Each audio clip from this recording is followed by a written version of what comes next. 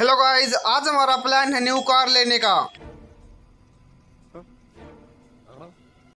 भाई साहब कुछ ज्यादा नहीं हो गया ये?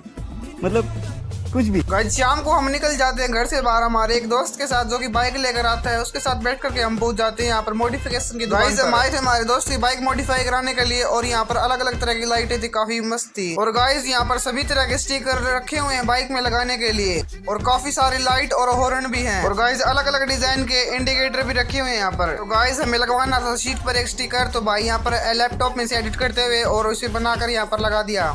गाइस फ्रंट में लिखवा दिया हमने हिंदू, और भाई ने बैक पत्ती पर लिखवा लिया अपना नाम। गाइस बाइक कैसी लग रही कमेंट बॉक्स में जरूर बताएं, एंड वीडियो को लाइक कर दे। ऐसे ट्रैफिक में तो हुए चल जाते घर।